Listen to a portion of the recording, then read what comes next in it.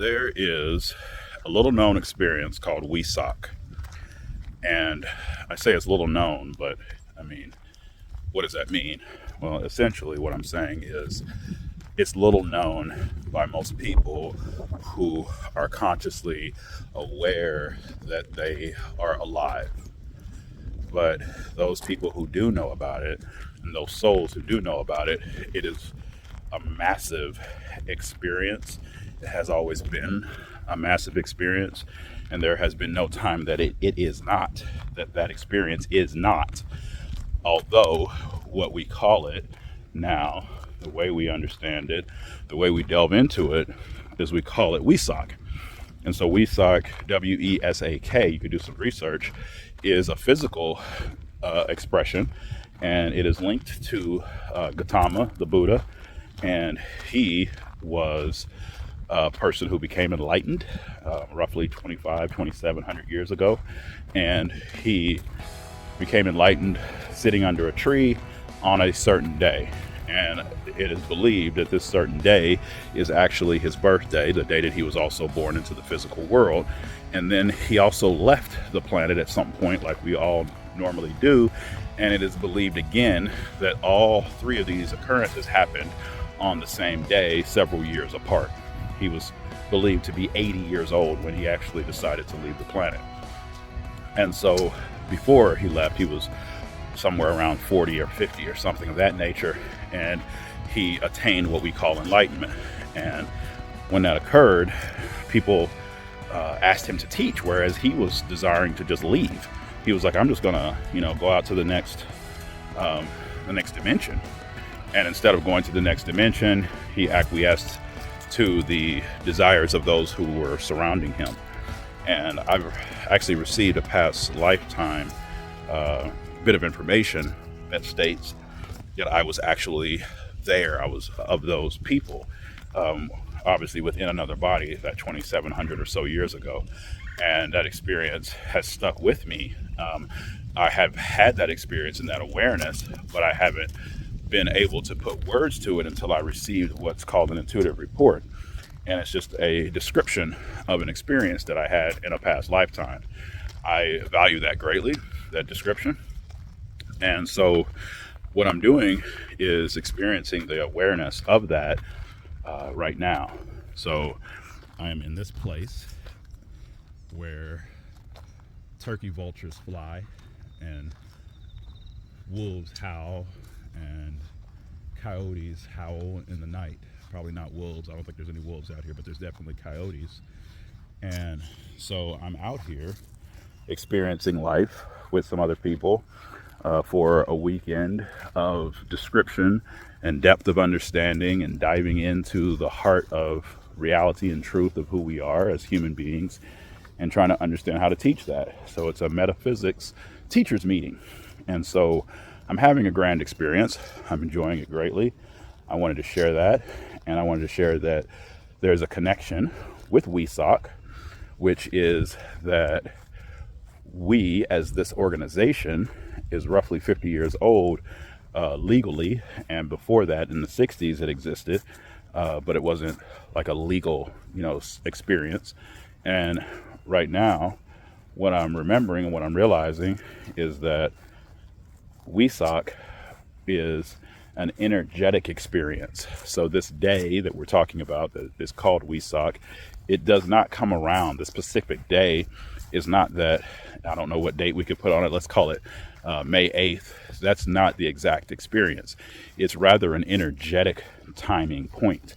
So the energies of the full moon being in Scorpio matched with the sun being in the part of the sky that we call Taurus.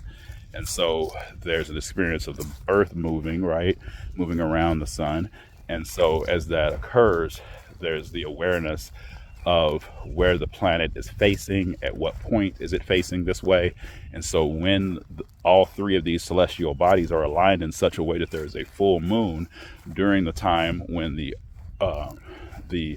awareness is that the sun is in Taurus and the full moon is then in what is understood to be Scorpio, then there is a portal that is open. So this does happen roughly every 365 days, but not exactly. So when this does occur, though, it's on a 28-day cycle instead of the 365, but the 365 is involved because that's how we count the days of the year, right? But really, it's a moon experience. So as that occurs, that we find the moon in Scorpio, sun in Taurus, there is the experience of a portal opening. And so at that time, that is when the energies are present for this Buddhic experience that we call Wesak, whereas many other entities become involved in this experience. Many other entities then also connect with the spirit of Buddha, and they have what is termed a meeting of the souls, a meeting of the minds, a meeting of the I ams, where there's expression and there's understanding being built. There are classes, there's instruction that is occurring, and this is all happening within the mind. So within the inner mind, within the soul's experience, this can be had by any individual who is awake enough to fully receive this experience. And so you can go to, then we could phrase this, go to Wesak. So you go to where this is happening. And so an individual named Jerry Rothermel in the early 60s was going to Wesak. He experienced it probably several times. And one time that I know of that he experienced it, it has been given, it is legend, that was when he received the instruction and the know-how, the specific content of an edict. It was like he was chosen, he was given the commission to bring forward the School of Metaphysics. And so in the 60s, that's when that occurred. And he is able to, he was, or he is, able to achieve this through meditation, through concentration. He's no longer in the physical body, is why I stuttered a little bit. So I don't really know what phraseology is 100% best to use, but the point is, he is no longer in the physical, although when this occurred for him, he was in the physical. And he was responsible then for bringing the information of what is this School of Metaphysics. So he brought this into being, and he spoke about it. He shared it in the physical world. He had people that he knew, friends, and people that he was interacting with, that he would discuss different topics, philosophies, and things of that nature with. And so there was the understanding within him that he was to cause this to be something that could be used, that could be physically understood, that there was a schooling type of an experience that people could go into where they would have these discussions, and thus then they would learn, they would expand their consciousness, they would expand their awareness in a new way. Whereas religion and many different philosophies already existed, this school was to be a place where you could actually have in-depth experiences and discussions with other people in order to expand your consciousness. And so it comes away from the basic principle that everybody has with religion. Most every adult knows that the structure of religion is fairly rigid and dogmatic in most ways. The principles are given, and they are almost forced that we might adhere to them. And the way that the School of Metaphysics works is it is an experiential, it's an applied program. So this understanding that he received was to bring this option and this opportunity to take the spiritual work that existed and turn it into something that could then be experienced with other people, and a system that could be devised where there could be learning.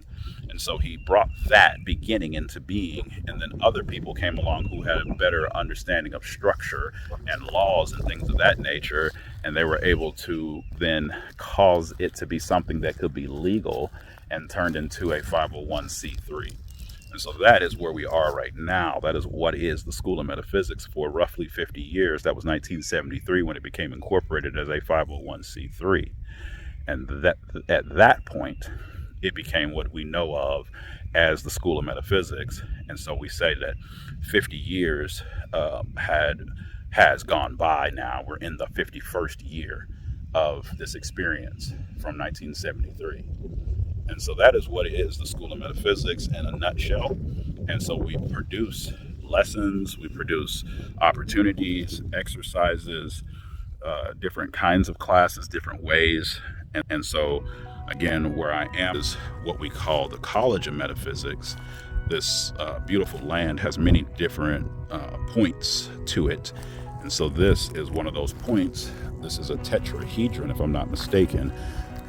Is a copper form that is placed here because there is energetic ley lines that are present that run through this ground here. It's like our in our bodies, it's like our energy meridians.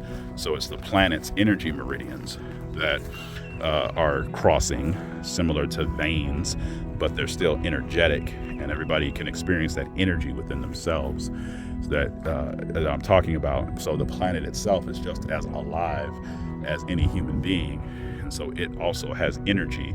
And so there's certain expressions of that energy that we call ley lines. And so at this point, several ley lines cross.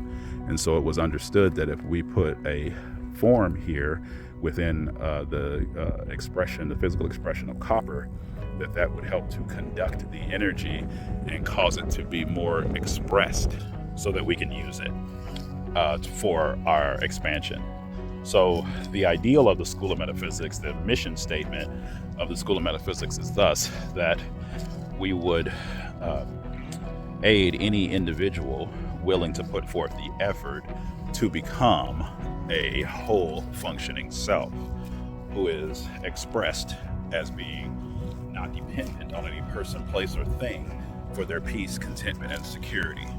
And so the value of that would be that then we would accelerate our learning experience. So coming again back to the Buddha and to Wesak, then we see that there is this connection between this experience of gaining enlightenment, becoming a teacher, being disciplined, wanting to serve, wanting to teach, that the Buddha went into after that was requested of him. He went into that process. And so everyone now who knows about the Buddha or who has had any experience with the expression of teaching, the expression of gaining knowledge, the expression of understanding the self more, anyone who has had those similar kinds of experiences are able to now enter into this formal method of teaching and study, and they can achieve a similar experiential happening as did the Buddha as a soul within a physical body. So the School of Metaphysics then came from Wesak's teachings, and then it came into the physical through this man named Jerry Rothermel, and then many other people took it on and caused it to, again, to be expanded and to be a legal entity. And so right now it is a school, it is a legal entity, and there are requirements in order to move through and graduate. And so again, though, any adult, well-meaning adult, is able to come in and take upon themselves this opportunity to accelerate their consciousness. And you can do it in a fast way if you are concentrated on being disciplined, on conducting yourself in a serviceable way for other individuals, knowing that this is causing your own enlightenment, and then also teaching other people how to do this. So this is a little bit about the School of Metaphysics. There's a lot of possibility, a lot of information. There's also a lot of possibility and information concerning Wesak. And I feel like I am full. I am grateful. I have a lot of information. I have a lot of energy. And so I'm going to begin and to continue to complete, to constantly share the information, the understanding, and the benefits that I have gained from the School of Metaphysics. and that bringing us into why I continue to teach and why I would like to see more people receiving this opportunity into themselves and in their own life. So thank you.